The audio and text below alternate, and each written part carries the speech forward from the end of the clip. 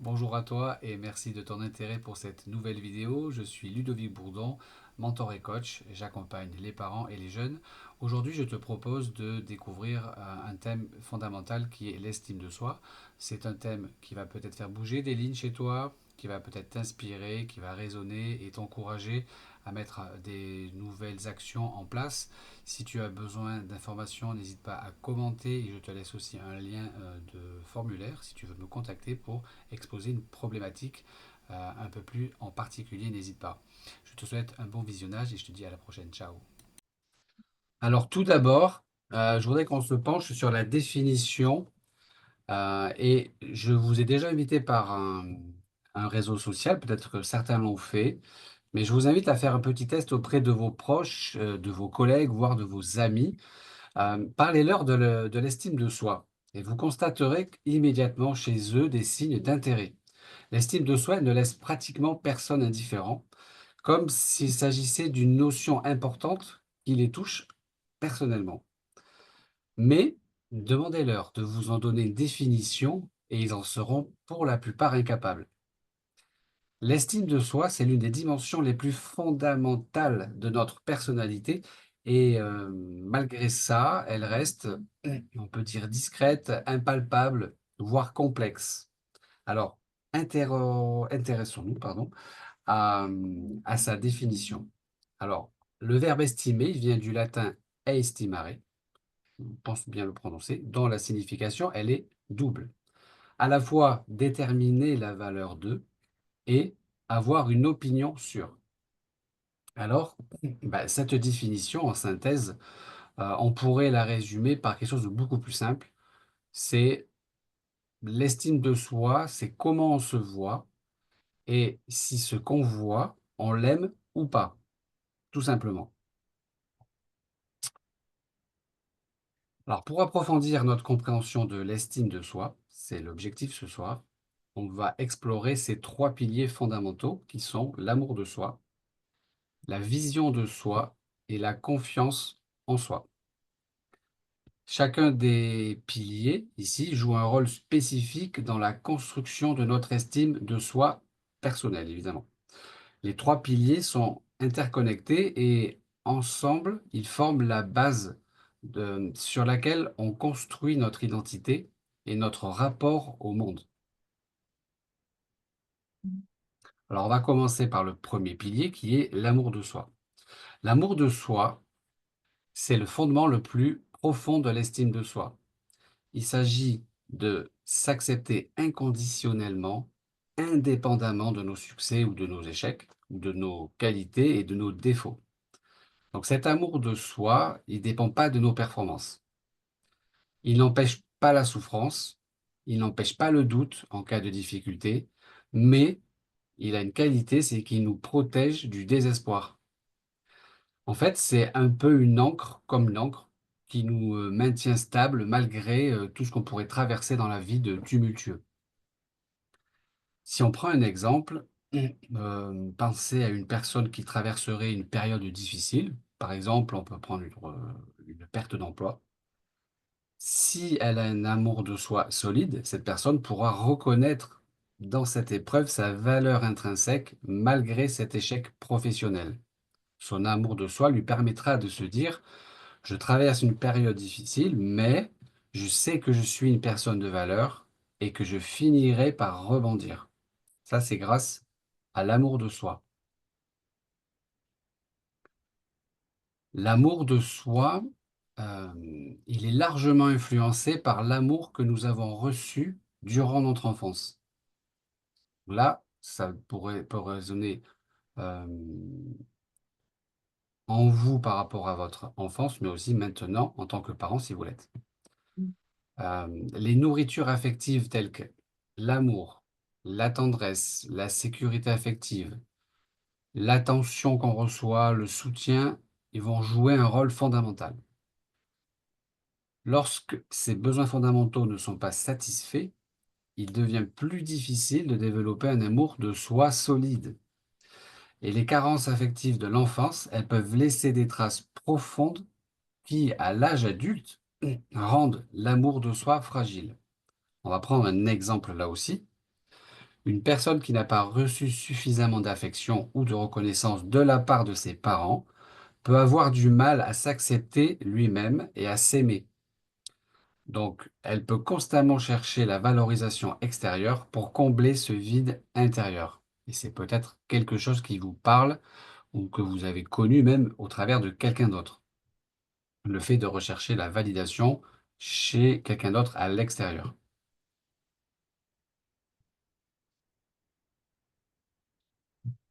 Le deuxième pilier, hop, les gens qui arrivent. Le deuxième pilier, c'est la vision de soi. C'est la façon dont nous percevons en termes de compétences, en termes de traits de personnalité, de valeurs et de limites aussi. Donc il est essentiel que cette vision de soi, elle soit réaliste et qu'elle soit aussi équilibrée. Ça signifie quoi? Ben, c'est que reconnaître nos forces et nos faiblesses sans tomber dans la surestimation d'un côté, mais pas tomber dans la dévalorisation de l'autre côté. Il faut rester à l'équilibre. Une vision de soi positive, mais réaliste.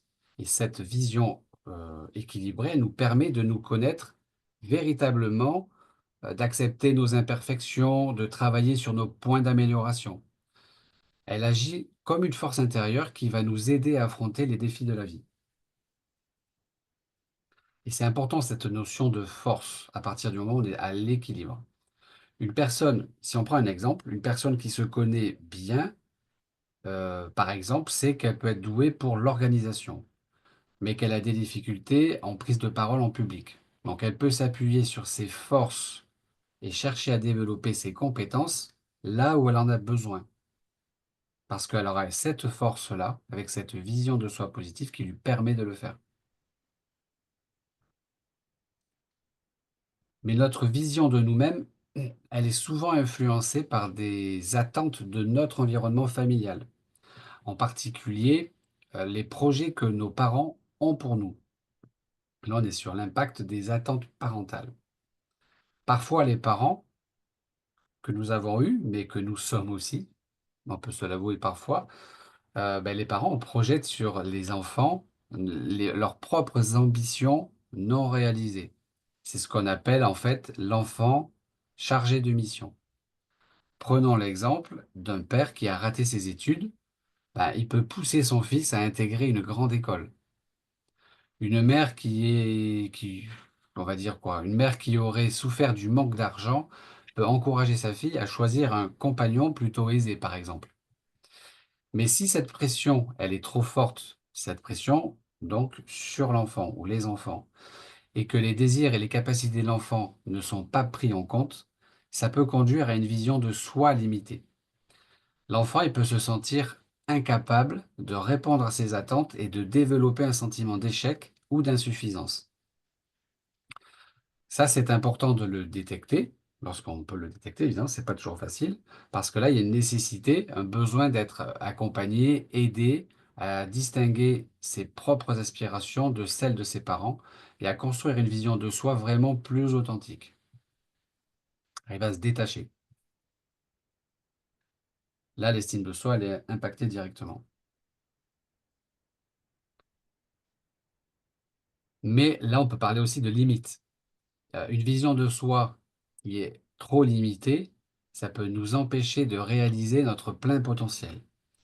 Elle peut conduire à une dépendance vis-à-vis des autres, mais nous cantonner dans des rôles de suiveurs. On va prendre un exemple également. Une personne qui se sous-estime, enfin, oui, une personne qui se sous-estime peut refuser des opportunités professionnelles. Pourquoi? Parce qu'elle va penser qu'elle n'est pas à la hauteur, alors que son entourage autour d'elle croit en ses capacités. Une personne qui serait complexée par son apparence physique, va être amenée peut-être à éviter des interactions sociales, toutes ou partie, certaines peut-être, alors que les autres autour d'elle ne perçoivent pas les défauts qu'elle, elle s'attribue. Là encore, sur l'affirmation de soi, c'est important lorsque, on a une vision de soi trop limitée, abîmée, on peut mettre d'autres termes que limitée, en tout cas qui ne permet pas de développer une vision équilibrée et positive, alors il est important de s'attacher à essayer de rétablir cette vision pour arriver à quelque chose de positif et qui permet d'aller vers l'autre, qui permet d'aller en action, qui permet de s'épanouir tout simplement. Là, on est sur un véritable frein. Je le dis ici, si vous avez des questions, si il y a quelque chose qui va trop vite ou que vous souhaitez réagir, permettez-vous de le faire, c'est OK. Le troisième pilier, c'est la confiance en soi. C'est la conviction en notre capacité à agir efficacement dans des situations spécifiques. Elle se manifeste ici par l'assurance avec laquelle on entreprend des actions, qu'on prend des décisions, qu'on relève des défis. La confiance en soi, elle est nourrie par notre éducation, notamment par le mode éducatif de nos parents et de nos enseignants. La manière dont on a appris à gérer l'échec joue un rôle majeur. C'est très important. Par exemple, un enfant qui a été encouragé à essayer de nouvelles choses, même au risque d'échouer, il va développer une grande confiance en ses capacités à relever des défis. L'inverse, malheureusement, est tout aussi vrai. Donc, on est sur un exemple positif pour encourager l'estime de soi à encourager le jeune à essayer de nouvelles choses, même avec le risque d'échouer qu'il faut valoriser. Et cette capacité va nourrir une confiance en soi progressivement qui donne une capacité à affronter les défis. La manière dont les parents réagissent à l'échec influence beaucoup la confiance en soi de l'enfant. Un exemple concret, si un parent encourage son enfant à accepter l'échec comme une étape de l'apprentissage, mais que ce parent se met en colère ou autrement se dévalorise par exemple lorsqu'il échoue lui-même, l'enfant il perçoit cette contradiction. Il comprend que malgré le discours, l'échec il est perçu négativement, malgré le discours positif du ou des parents. Donc ça peut limiter sa confiance en lui et sa volonté à prendre des risques. L'enfant, il a une capacité inconsciente à valoriser, et c'est systématique, le faire plutôt que les paroles. Si vous dites si vous prétendez quelque chose mais que vous faites l'inverse, c'est l'action qui va dominer la croyance de l'enfant. Donc là, dans l'exemple que j'ai donné, il va comprendre l'échec vraiment négativement parce que c'est contraire à la parole des parents.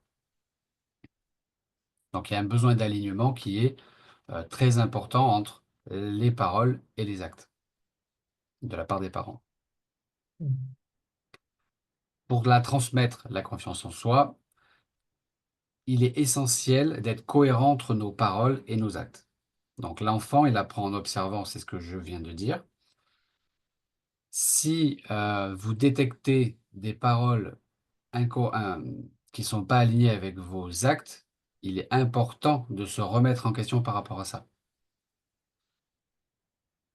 Si vous êtes, enfin comment dire, si vous décidez de valoriser les efforts de l'enfant, ce que je vous encourage à faire bien sûr, mais et que même s'il n'obtient pas le résultat escompté, euh, on lui apprend que le processus, il va être tout aussi important que le résultat. Le faire est tout aussi important, voire même plus valorisé que le résultat. C'est là qu'est l'encouragement. Donc, en reconnaissant nos propres erreurs et en montrant comment nous apprenons de ces erreurs, en tant que parent, on peut donner l'exemple d'une attitude positive face à l'échec.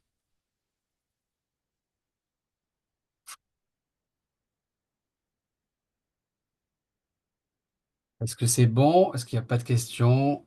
Je vois rien qui bouge parce que j'ai pas accès au... Parfait. Alors, ici, je voudrais qu'on s'intéresse, maintenant qu'on a vu les trois piliers, on s'intéresse aux origines de l'estime de soi. Et pour comprendre notre estime de soi actuelle, c'est important de se pencher sur l'enfant que nous étions. Et c'est vers l'âge de 8 ans que les enfants commencent à avoir une représentation globale d'eux-mêmes. À partir de 8 ans, ils peuvent décrire leurs traits de caractère, ils peuvent décrire leurs émotions, ils peuvent commencer à se comparer aux autres. Et les réussites et les échecs qui sont vécus durant l'enfance ont aussi un impact significatif sur la construction de l'estime de soi. On sait aujourd'hui, sur le plan scientifique, que l'estime de soi se développe bien plus tôt que l'âge de 8 ans, dès les premiers âges, mais en rapport à ce que je viens de dire, que c'est à partir de l'âge de 8 ans qu'ils commencent à pouvoir avoir une représentation d'eux-mêmes et les décrire au niveau des émotions, du caractère, il n'est pas possible, avant cet âge-là, de mesurer l'impact sur l'estime de soi. Prenons l'exemple d'un enfant qui réussit dans des activités qui seraient valorisées, comme gagner une compétition au sport. Ça peut être aussi résoudre un puzzle qui serait avec un enjeu donc un peu difficile. Chaque réussite de ce type va avoir un impact au fur et à mesure qu'il vivra des réussites comme celle-ci sur l'estime de soi. Donc à chaque étape de l'enfance, il y a des préoccupations spécifiques qui influencent l'estime de soi. Au fil des âges, on remarque des différences. Les enfants, entre 3 et 4 ans, ils cherchent l'acceptation sociale. Ils veulent être inclus, enfin, en tout cas, ils commencent à la chercher. Ils veulent être inclus dans des jeux, ils veulent obtenir des réactions positives de la part de leur père, même de leurs parents, lorsqu'ils montrent un dessin, par exemple. À partir de 6-8 ans, ils comparent leurs parents à ceux des autres. C'est là qu'on pourrait entendre mon papa court plus vite, mon papa est plus fort, ma maman est plus belle, que sais-je encore. Tout type de comparaison liée à leur imagination. Entre 8 et 12 ans, ils peuvent rêver d'être l'enfant de quelqu'un d'autre. Ils peuvent s'émanciper. Alors là, ça va dépendre, évidemment, c'est très nuancé, ça va dépendre de la relation avec leurs parents, ça va dépendre de la sérénité ou pas dans les foyers. Mais c'est quand même un âge où l'imaginaire se développe et on s'imagine, on idéalise un petit peu des situations. Et lorsque l'estime de soi est basse, l'enfant aura tendance, dans cette tranche d'âge, à s'inventer une histoire.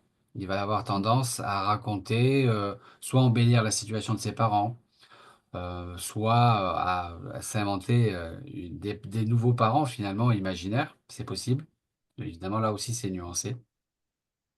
Et ça, on le retrouve notamment lorsque des parents peuvent avoir une différence, ils peuvent sentir que quelque chose se passe socialement sur le regard. Ils observent aussi le regard des autres, et donc cette différence peut être marquée, et ils peuvent du coup vouloir s'émanciper de cette parentalité-là, mais c'est de manière très enfantine, hein. Euh, je mets à part l'adolescence et je vais y passer un petit peu plus de temps parce que c'est une période qui est vraiment très particulière.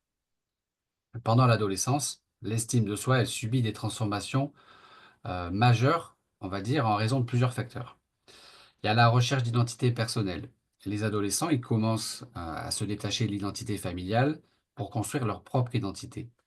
Ils explorent différentes facettes de leur personnalité, ce qui peut créer des incertitudes et affecter directement leur estime de soi. Donc ça, c'est la recherche d'identité. Et il y a l'influence aussi accrue des pairs à ce moment-là. C'est une période, je crois que je vais le redire un petit peu plus tard, mais une période où l'influence est de plus en plus grande. Donc l'avis des amis et du groupe social devient prédominant dans l'adolescence.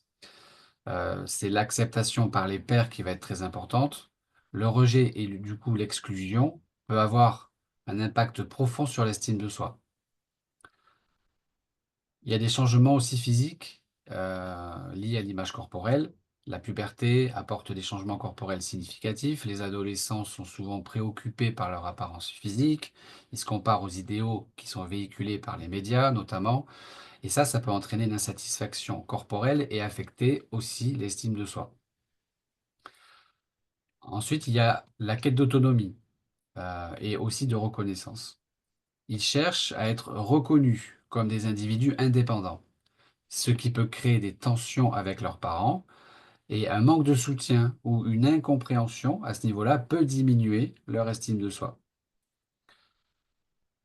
Il y a la pression scolaire, la question d'orientation future aussi. Les décisions qui concernent les études, la carrière future deviennent plus stressantes à cette période de vie. Les performances scolaires et les attentes plus élevées aussi du système scolaire peuvent générer du stress. Et là, c'est la confiance en soi qui va être affectée. Et enfin, il y a une sensibilité émotionnelle qui est accrue à cette période, des fluctuations hormonales qui vont pouvoir amplifier les émotions. Ça va rendre les adolescents plus vulnérables aux critiques et aux échecs aussi. Donc, impact direct sur l'estime de soi. Donc, c'est vraiment à l'adolescence qu'il y a énormément de changements, beaucoup d'enjeux. Le système autour d'eux, l'environnement change, il change intérieurement.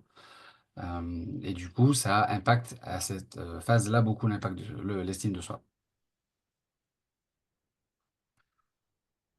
Un adolescent, lorsqu'il échoue à un examen, par exemple, surtout si l'examen est important, ça peut non seulement lui faire ressentir de la déception, mais ça remet aussi en question sa valeur personnelle. S'il perçoit que ses amis réussissent mieux ou que ses parents sont déçus à ce moment-là, son estime de soi peut être fortement affectée. Donc là, conseil aux parents, aux enseignants aussi, éducateurs, toute personne qui influence de près ces adolescents. Premier conseil, c'est d'établir une communication ouverte. Il faut les encourager à exprimer leurs sentiments et leurs préoccupations sans craindre de jugement. Enfin, sans crainte, pardon, de jugement. Deuxièmement, offrir un soutien inconditionnel. Montrez-leur que leur valeur ne dépend pas uniquement de leur performance ou de l'approbation des autres. Ça, c'est important. Troisièmement, favoriser l'autonomie tout en restant disponible. Euh, Laissez-les prendre des décisions adaptées à leur âge, tout en étant présent pour les guider. Mais la question d'autonomie aussi va impacter la confiance. Donc c'est important de laisser évoluer, évidemment sous contrôle parental. C'est aux parents de gérer les parts d'autonomie qui évoluent, mais ça pas qu'à l'adolescence, mais depuis la petite enfance, hein. C'est important d'autonomiser ses enfants. Ça fait partie de la grande mission d'éducation en tant que parent. Donc là, il y a de gros enjeux là-dessus à l'adolescence. Et évidemment, c'est au cas par cas, c'est aux parents de ressentir en fonction de l'évolution du jeune. Il y a pas de, je ne peux pas donner un conseil universel par rapport à ça. Ensuite, encourager une image corporelle positive. Ça veut dire quoi? Ça veut dire parler des changements corporels de manière positive, mais réaliste. Par exemple, remettre en question les stéréotypes irréalistes qui les influencent, notamment, comme je l'ai dit, via les réseaux sociaux ou les médias en général. Là, c'est prendre de la hauteur, du recul, il faut les aider, il faut l'exprimer, parce que le fait de l'entendre va les aider, d'une certaine manière, à se détacher un petit peu, autant que possible. Et enfin, c'est valoriser les efforts plutôt que les résultats. Ça, c'est très important. Mettez l'accent sur le processus d'apprentissage et la persévérance. Un adolescent qui s'efforce et qui fait, il faut l'encourager. Même si le résultat n'est pas à la hauteur, il faut l'encourager, chercher des pistes d'amélioration, mais il faut valoriser absolument ses tentatives et les efforts qu'il fait. Une petite trêve, s'il y a des questions là aussi, n'hésitez pas à prendre la parole, ouvrez les micros si c'est nécessaire. La réalité des interactions scolaires. Là encore, c'est une nouvelle facette, un angle un petit peu différent, directement lié au domaine scolaire, sur l'impact sur l'estime de soi. Et là, on peut directement se pencher sur même la petite école, l'école moyenne aussi, primaire. Dès ces phases-là d'école, les interactions sociales sont souvent plus complexes et plus intenses que ce que nous, adultes, nous réalisons. Les cours de récréation sont le théâtre de conflits, d'alliances, de jalousie, d'exclusion. Les enfants sont constamment en train de se comparer les uns les autres. C'est pour ça que j'ai mis c'est Dallas. Un enfant peut se sentir humilié s'il est exclu d'un jeu, par exemple, s'il est la cible de moqueries. Ces expériences, elles peuvent avoir un impact durable sur son estime de soi.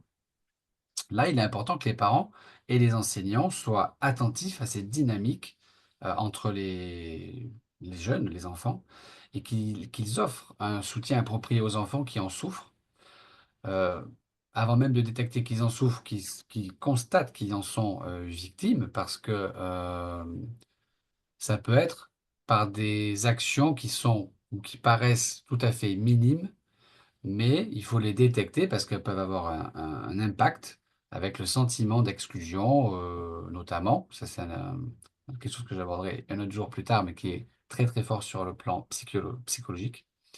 Et puis tout type de conflit, voilà, tout ce qui est les alliances sont aussi liées à l'exclusion. Donc ça, il faut le détecter. Est-ce que par rapport à ça déjà, s'il y a des papas, des mamans, il y a quelque chose qui vous parle? Est-ce que vous avez une expérience que vous souhaiteriez partager? Est-ce que c'est quelque chose que vous connaissez, que vous avez peut-être connu en tant qu'enfant? Est-ce que c'est quelque chose que vous avez connu avec vos enfants? Est-ce que quelqu'un souhaite partager quelque chose à ce titre?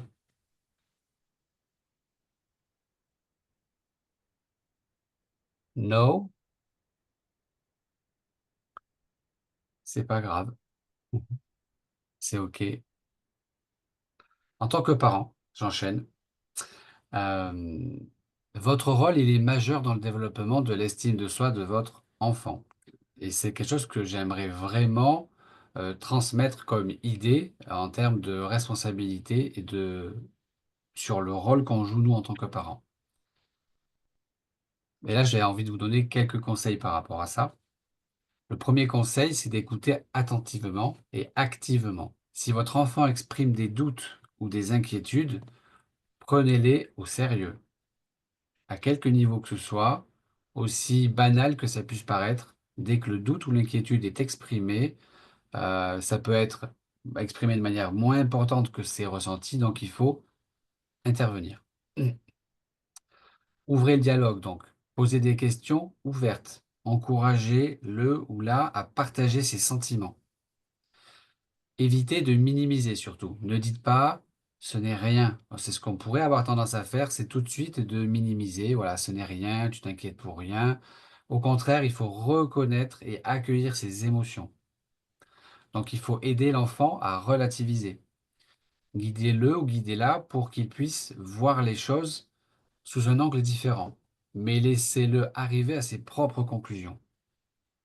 Un exemple tout simple, mais vraiment des plus banals.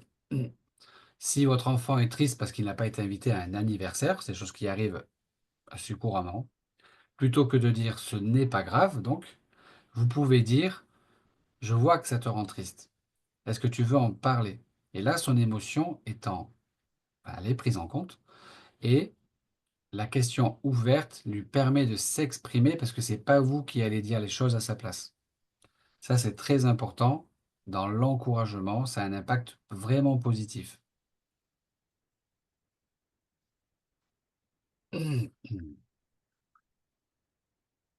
Les sources de pression. Alors c'est un mot que j'aborde régulièrement avec les parents, au cours de mes accompagnements, surtout sur les interactions lorsqu'on parle de leurs enfants et la pression, on n'a pas forcément toujours l'impression d'en exercer une.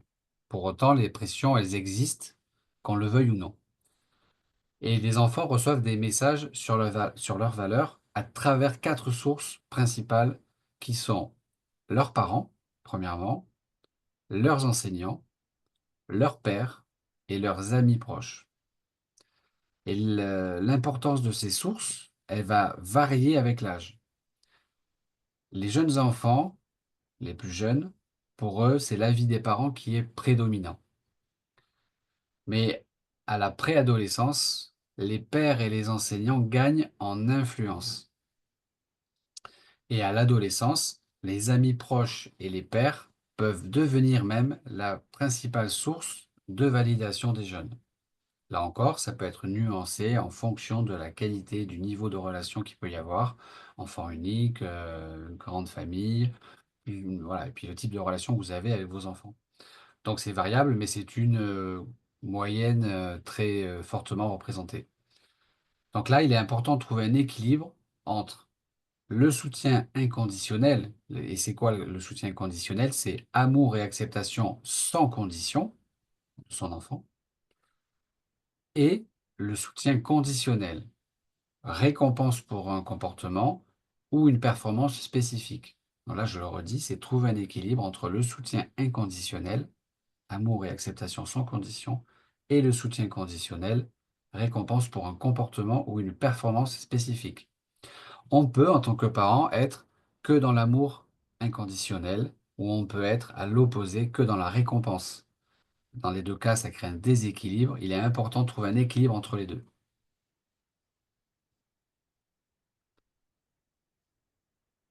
L'estime de soi, quand elle est haute ou élevée, elle est souvent associée à de meilleures performances scolaires. Mais ça n'est pas seulement l'aide aux devoirs qui compte. Ce qui fait la différence, c'est une éducation globale qui encourage l'autonomie, la responsabilisation et qui renforce l'estime de soi. Les quatre profils éducatifs ont été établis à un niveau, on va dire, d'ordre psychologique et parental. Et ces quatre types sont déterminants et c'est ce que j'ai commencé à introduire juste avant. Le premier type éducatif, c'est le type rigide. Tais-toi et travaille. Là, c'est clair. Beaucoup de règles et peu de soutien émotionnel. Ensuite, on a le profil couvreur. Mon chéri, je t'aime. Veux-tu faire tes devoirs, s'il te plaît? Beaucoup de soutien, mais peu de discipline. Le troisième, c'est le laisser-faire. Pense à éteindre la télé en te couchant. Là, il n'y a ni règle, ni soutien. Et le style stimulant, qu'on va s'attacher à privilégier, c'est comment puis-je t'aider à avancer dans ton travail. Dans cette formulation, on a un équilibre entre des règles claires, qui est suggéré par avancer dans ton travail, et le soutien affectif, comment puis-je t'aider. Les deux sont dits en étant dans une forme à l'équilibre. Et il peut être bon de s'écouter, du coup, quand on s'adresse à nos enfants. Peut-être que déjà des phrases résonnent en vous et que lorsqu'on devient conscient peut-être de se repérer dans un style ou dans un autre, dans un des quatre profils, on peut s'attacher à, à- à bien s'écouter, à écouter le verbatim, la façon dont on s'adresse à eux, la façon dont on les encourage ou la façon dont on les entoure, qu'on les soutienne ou pas, la manière dont on prend en compte leurs émotions ou pas. Voilà, donc là, la recommandation, c'est vraiment d'être dans un équilibre entre les règles claires et le soutien.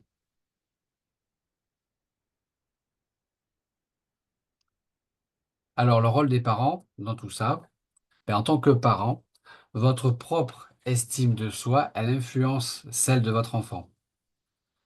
Et oui, donc les enfants observent et intègrent la manière dont vous gérez vos propres défis dans la vie. Alors là, le conseil que je donne, ben, c'est travailler sur vous-même. Plus vous avez une estime de soi solide, haute, plus vous pourrez être un modèle positif pour votre enfant ou vos enfants. Montrez l'exemple. Gérez vos échecs de manière constructive. Exprimez vos émotions de façon saine. Enseignez, si vous le faites, mais on enseigne forcément des choses. Éduquez aussi, les deux par l'action. Impliquez votre enfant dans des décisions familiales, par exemple. Confiez-lui des responsabilités adaptées à son âge. Et le fait d'impliquer son enfant dans des décisions, excuse-moi, dans des décisions familiales, eh ben, ça va le responsabiliser et ça va le faire aussi s'impliquer. Il y a une forme aussi de faire des choses ensemble et ça, son avis va commencer à compter. C'est ça qui est important, c'est quand vous impliquez votre enfant dans des décisions familiales, il faut aussi en tenir compte. C'est pas simplement lui demander son avis et faire autrement, mais on en tient compte. Ça ne veut pas dire qu'on fait tout ce qu'il dit. Mais par contre, l'enfant se sent considéré au fur et à mesure de ses évolutions. Il va être entendu, écouté d'une manière évolutive. Mais aussi, vous pouvez donner l'exemple. Euh, Admettons que vous ayez une difficulté, un défi professionnel, donc qui ne le concerne pas, votre enfant ou vos enfants. Vous pouvez partager avec lui ou elle comment vous envisagez de le surmonter, dès lors que c'est un exemple accessible en fonction de son niveau, bien sûr, et de son âge, et que c'est quelque chose que vous pouvez partager. Mais lorsque c'est faisable, faites-le, parce que vous pouvez mettre l'accent sur votre persévérance, l'apprentissage aussi que vous en faites face à cette difficulté. Et cet exemple-là, lorsqu'il est partagé, va lui permettre de modéliser et de s'inspirer de ça. Parce que, on l'a vu tout à l'heure, à certains niveaux, vous êtes le modèle numéro un de votre enfant. Enfin, oui, quand vous êtes deux modèles. Donc c'est important d'être dans le partage et dans l'exemple pour les inspirer.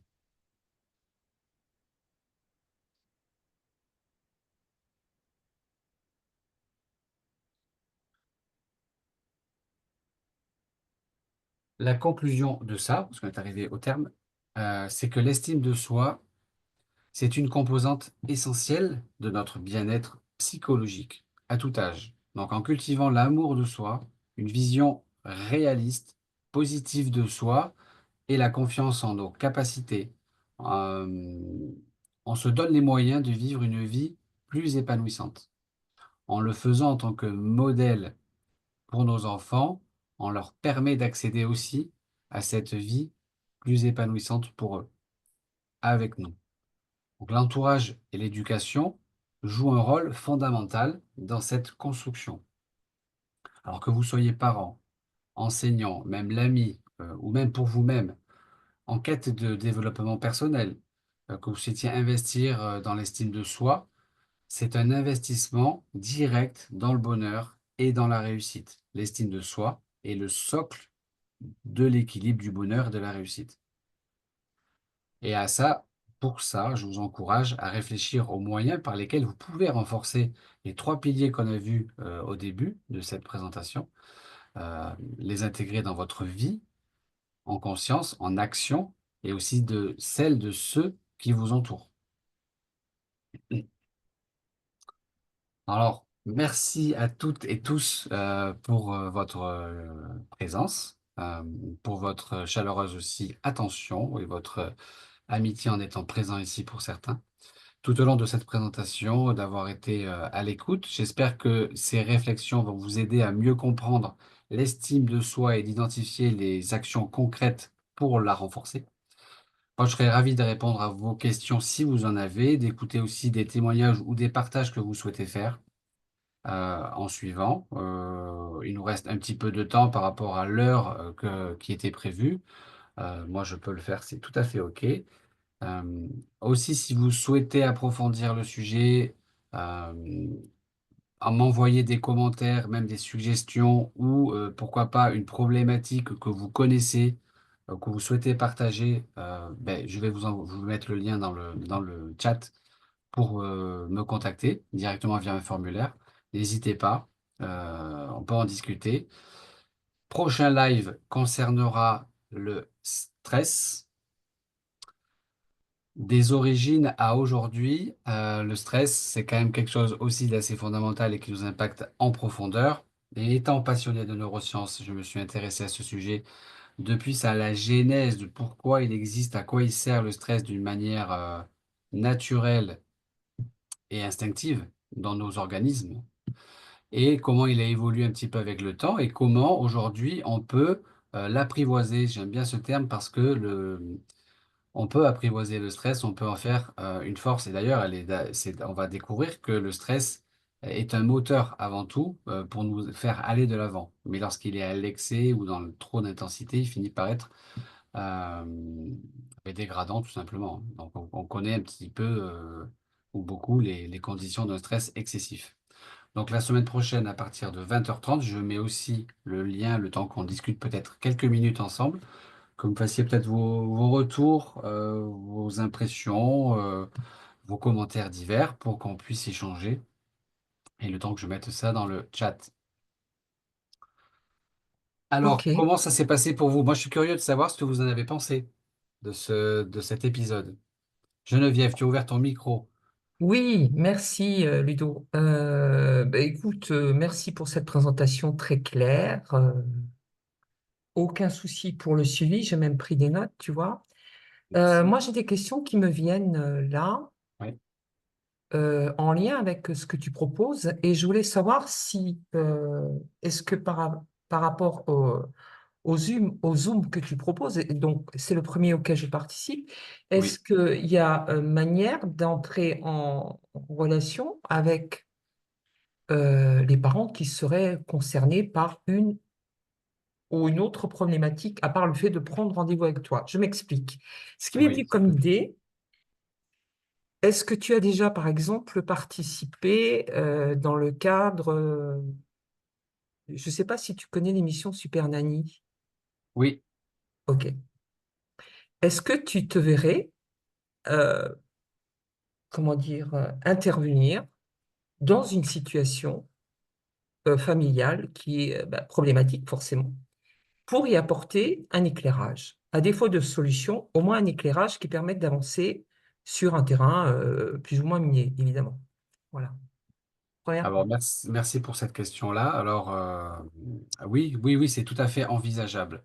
Ah, Ouais, ouais, c'est complètement envisageable. J'ai même naturellement ce réflexe-là lorsque il peut y avoir une situation justement qui peut être décrite parce que moi je partage avec quand j'accompagne déjà un jeune indépendamment, j'interagis forcément avec les parents parce qu'il faut ok. les orienter aussi par rapport à ce qui se passe avec le jeune et il faut interagir. Voilà, on ne peut pas s'isoler avec un enfant et laisser de côté les parents.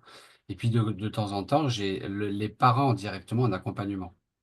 Et par D'accord. rapport à ça, j'ai beaucoup de descriptions qui sont faites et des problématiques et des contextes qui sont parfois un petit peu complexes, lourds, où on peut faire des hypothèses, on cherche à comprendre. Et dans l'idée que tu expliques, oui, c'est possible, envisageable de se mettre en situation d'observation pour essayer de comprendre ce qui se passe.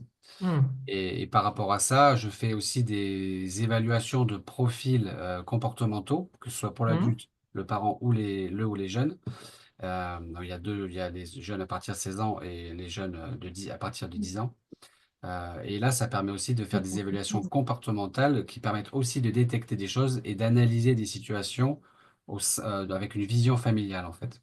Mais oui, l'observation, c'est tout à fait pertinent de la faire au sein d'une famille. Ok. Ok. C'est super Donc, daddy, mais pardon?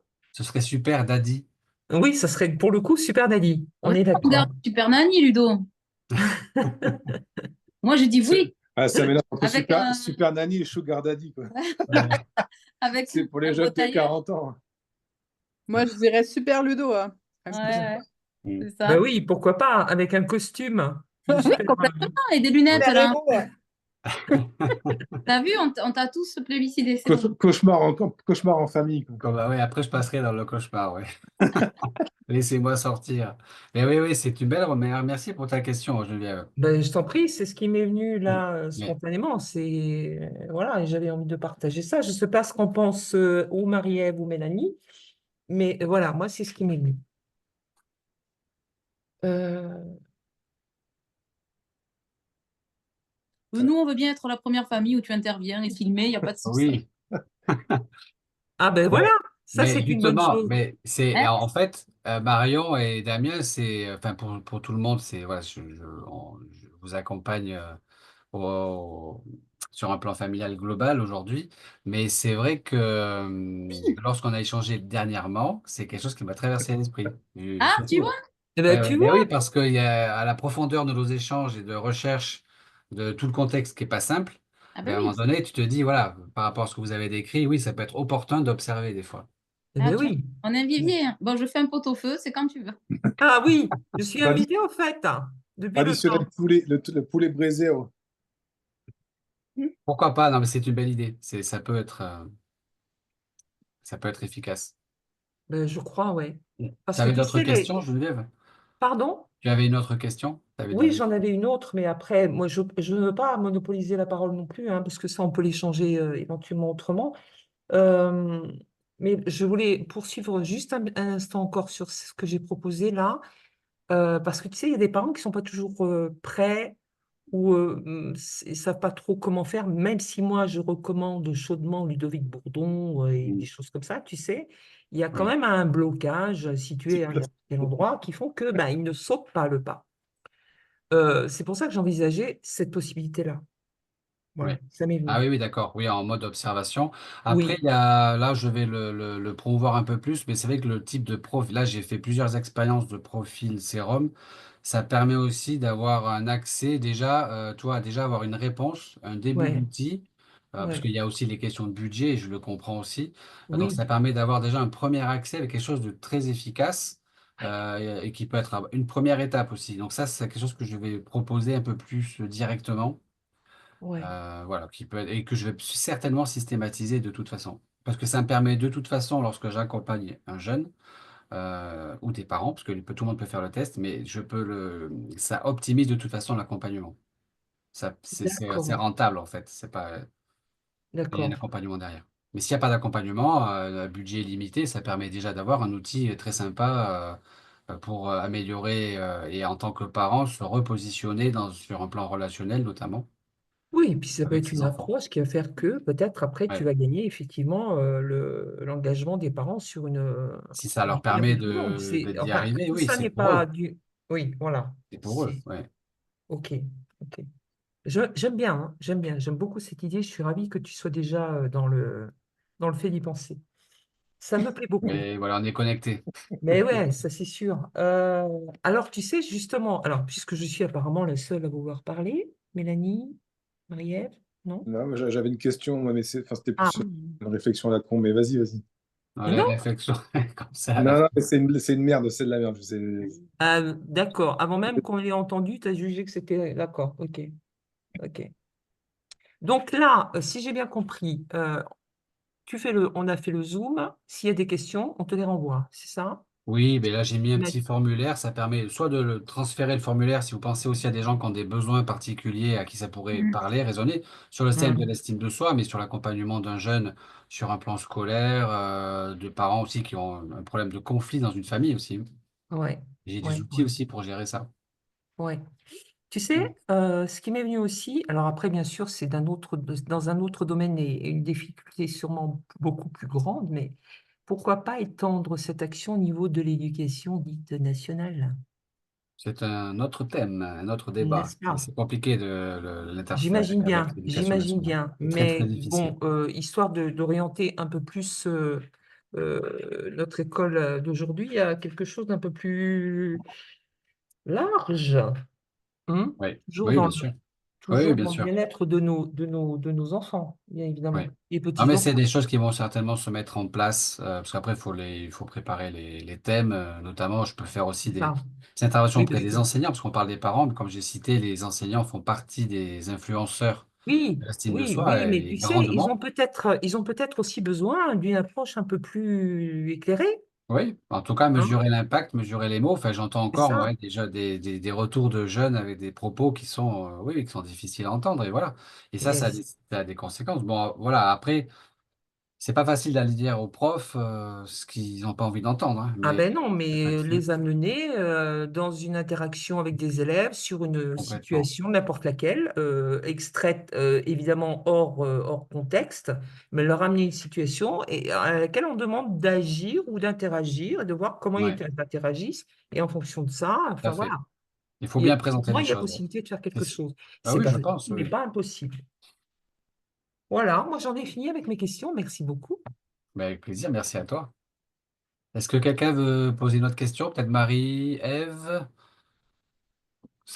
ou un commentaire peut-être, comment ça s'est passé? Très instructif, très, Ouais, très j'ai pris des notes aussi. bon, Non, non, très, très intéressant. Moi, j'ai 2 enfants, une de 11 ans et un de 5 ans avec des soucis, de santé. Donc, c'est comment dire?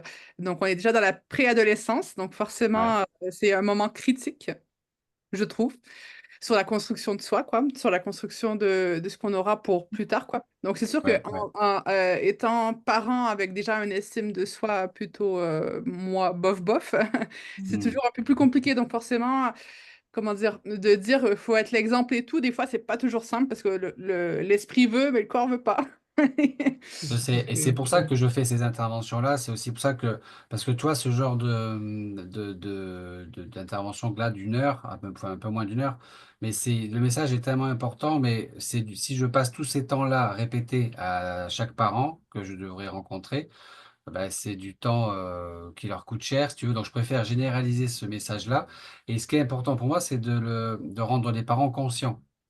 Mm. conscient de ça, tu vois. Ça fait tilt parce que des fois, on se reconnaît. C'est pour ça que je donne beaucoup d'exemples Ouais, c'est bien pour ça. qu'éventuellement, on se puisse se sentir, tiens, là, c'est moi qui dis ça, ça. C'est pas pour créer, provoquer des jugements, au contraire, c'est plus pour se dire, ah, je peux faire quelque chose. Ici, je peux agir. Et peut-être que tu t'entendras dire des choses maintenant et que tu vas te dire, ah, oui, tiens, ça résonne avec ce que j'ai entendu avec Ludovic. Et peut-être que tu te corrigeras. Et c'est peut-être une façon de. Alors, peut-être relire tes notes de temps en temps, c'est justement de ne pas les enfouir. Les Oui, tout garder à en fait. vue, c'est le conseil pour justement les garder à l'esprit un petit peu, les relire peut-être dans un jour ou deux, et puis voilà, et puis avoir cette résonance et ces réflexes, et c'est comme ça qu'on peut s'améliorer.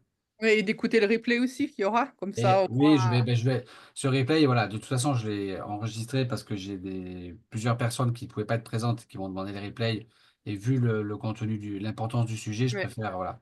Et donc, je vais vous le diffuser, il n'y a pas de souci. Super, comme ça je pourrais le donner au papa. Voilà, mais bien sûr, oui, tout à fait, ça sert à ça. Merci. Ouais. Merci, Marie. Ludovic, je veux bien intervenir du coup là quand tu Oui, parlais des phrases. Moi, je me suis reconnue en alternance entre couvert et rigide. oui, Je commence par couvert, après je m'agace, je deviens rigide. Et d'accord. parce que je pense qu'aucune des deux méthodes ne me convient vraiment. Et du coup, le stimulant va vraiment m'aider. Je pense que c'est une formulation où je vais mettre carrément un post-it sur le frigo Oui, et je vais pouvoir, comment puis-je t'aider pour avancer dans ton travail. Je pense que voilà, ouais. Et parce que c'est- voilà, en fait, c'est ça, c'est qu'en passant de l'un à l'autre, c'est pas ça l'équilibre. Et fait, donc merci Ben non, là, non, non, il n'y en a parce que aucun des là, deux au qui contraire, fonctionne. c'est chaotique. Il a les deux versions négatives, alors que l'équilibre, c'est justement faire les deux en même temps. Et donc, dans une formulation opportune, ouais, exactement. Oui, Donc, puis c'est assez ouais, l'idée du ouverte post-it. finalement. Ouais, Assez ouverte avec aussi, la en question effet. ouverte. Voilà, il faut Une poser question plus ouverte de. qui laisse l'autonomie un petit Ouais, peu et puis la voilà. possibilité de revenir, même si au début ils ne donnent pas d'aide et puis qu'après ils se rendent compte que c'est plus Oui, facile d'être un voilà. peu accompagné. Donc Ouais, ça, merci, c'est un tips très très utile et en effet, pour que ça rentre bien, comme Marie-Ève, alors j'ai pris des notes, mais je vais me le mettre en effet en post-it. Et en plus, comme ça, ouais, les enfants, moi, j'aime bien les associer quand je fais des apprentissages comme ça, en disant, vous voyez, je trouve que ça fonctionnera sans doute mieux. Qu'est-ce que ouais, vous en pensez? Il faut aussi un retour, ça permet de faire un retour collectif en fait sur bien sûr. Ouais, maman essaye de s'améliorer. Ça permet aussi au, exactement. au conjoint de voir le post-it, l'air de rien, de lui passer un petit message également. Oui, Bonne exactement. idée. Et voilà, au point central de la maison.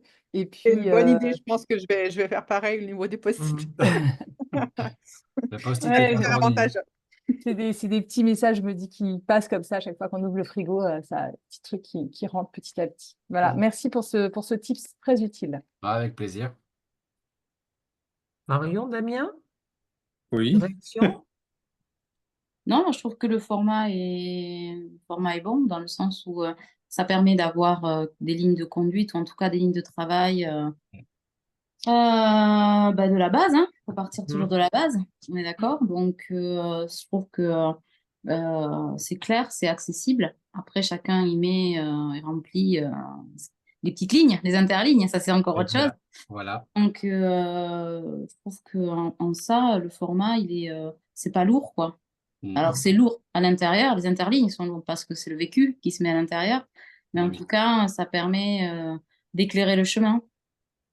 Donc, c'est toujours intéressant Et d'avoir n'hésitez un pas, quand vous êtes en duo, genre en d'entraide. binôme, comme ça, parental, c'est que vous pouvez aussi vous auto-observer. C'est-à-dire que T'inquiète. vous pouvez vous donner le change, je ne m'inquiète pas. J'ai tout vu. Auto-congratuler, je dirais, Ouais, autotact aussi. auto-congratuler. Faut aussi, il faut avoir des commentaires aussi constructifs. Ouais. Non, mais complètement. Mais après, Voilà. on n'est pas là pour. Ça, c'est. Ouais, mais là, c'est foutu. C'est à la... Mais non, non, non, c'est intéressant. C'est intéressant de voir comment ça se déroule et après de partager. Ce serait intéressant d'avoir peut-être plusieurs sessions, tu sais. Oui. Oui, C'est-à-dire d'avoir un peu l'évolution, savoir si les post-it sur le frigo ont marché oui.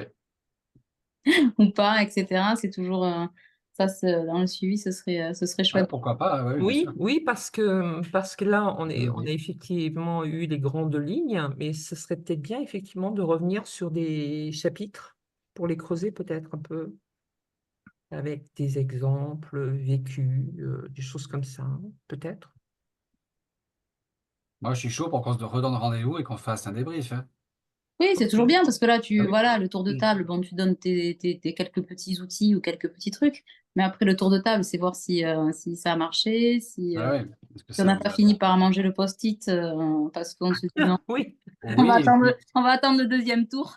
et que par vos expériences aussi respectives, vous rameniez des tips aussi, parce que c'est vos expériences aussi qui font oui, la elles font richesse la après de... richesse de tout ça. Ben La oui. réflexion qui vient après, en fait, le déroulé où tu te dis, voilà, ou tiens, voilà, ça me fait appel à ça. Là, c'est trop tôt pour avoir le ping-pong, mais Oui, oui. après, tu sais, où ta conscientisation, on sait toujours que c'est le premier pas de l'évolution. Donc, après la conscientisation, voilà, est-ce qu'il y a l'application, certes, mais avant l'application, ou pendant l'application, qu'est-ce qui se passe, quoi, tu vois? Comment ça Oui, connecte? comment tu chemines par rapport à tout ça, quoi. Quel est le cheminement? Et finalement, de se dire, bon, ben, c'est clair sur le papier, mais Dans il l'action, dans le réel, sur le concret. Attends, déjà, tu veux faire un suivi? Ben Déjà, tu leur donnes à manger, c'est pas suffisant, quoi. aux enfants, il faut faire plus que leur donner à manger. Ouais. Mais ouais, non, mais l'évolue. Ouais, ouais, c'est une piste. Enfin, moi, c'est comme ça que je le percevrais. Se dire, tiens, voilà, tiens, comment après, qu'est-ce qu'on en a fait? Comment ça a évolué? Comment on s'est approprié ce que tu nous as donné? En gros, c'est ça. Oui, c'est ça, ouais, ouais. Ouais, parce que chacun est à son niveau aussi, chacun a son histoire, son et oui, parcours, et bien tout. sûr, Vous hein. n'êtes pas, voilà, chacun... Et c'est ça Et puis qui est le fait intéressant. d'échanger aussi, être en interaction avec les autres peut donner aussi des manières, matières en tout cas, à expérimenter ou je sais pas, au travers des expériences partagées, il peut y avoir des choses que chacun peut nourrir pour l'autre. Mm. Après, la présentation écrite, elle est toujours intéressante parce qu'elle permet une visualisation, hein, De ou de mémorisation. Ouais. synthétiser, Donc, ouais. ça, de synthétiser et de pouvoir aller un peu à l'essentiel. Parce que bon, 1 heure, c'est long, mais c'est pas long à la fois.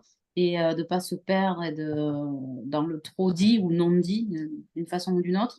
Après, moi, j'ai trouvé ça intéressant sur, par exemple, les piliers, tu vois, où j'ai relevé de suite, tiens, c'est marrant, le pilier confiance en soi, je ne le vois pas comme un pilier de l'estime de soi, Mm.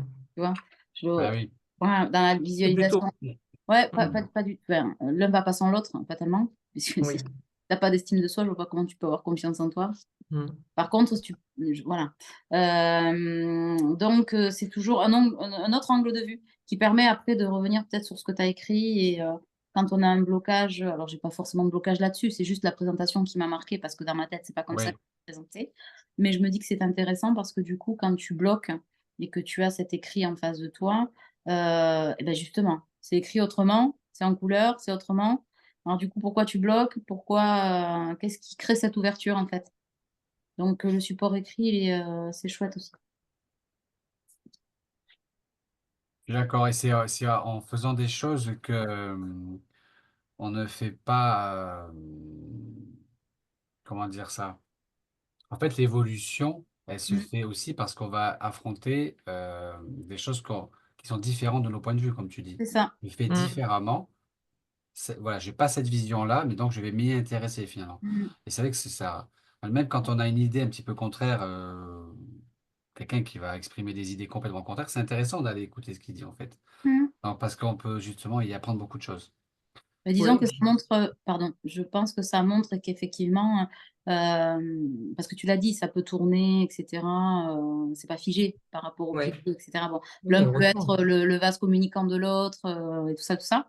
Mais la façon dont c'est présenté permet peut-être de traverser des fois un peu le côté sombre, hein, la boue, tu vois, en te disant, bon, parce que finalement, tu te dis, ben, avec un autre angle de vue, j'arrive à la même finalité. Mm, mm, mm. Tu C'est vois, ça. c'est ça. Ouais, ouais. Ouais, ça peut te conforter dans tes convictions d'avant, hein, en fait. C'est ça, hein. Ben, Mm. oui, parce qu'on De toute s'attache façon. souvent au résultat. Donc, mais le résultat, si tu cherches qu'une solution, souvent, voilà. Mais là, du Ouais. coup, je trouve que le support écrit permet, pareil, comme tout à l'heure, en toute simplicité, de se Vas-y, une projeter, trace. pas pendant des heures, et voilà. Merci Marie-Ève. À Voilà. bientôt. Bon, À voilà. bientôt. Merci à toi et merci à vous tous. À bientôt, Merci. oui. Merci. Pareil, on rentre Merci dans de ta l'heure. présence. À jeudi prochain, hein. Oui, Au tout revoir à Ludovic aussi. Je Au vais vous laisser. revoir. Et bon courage pour la Oui, au suite. revoir.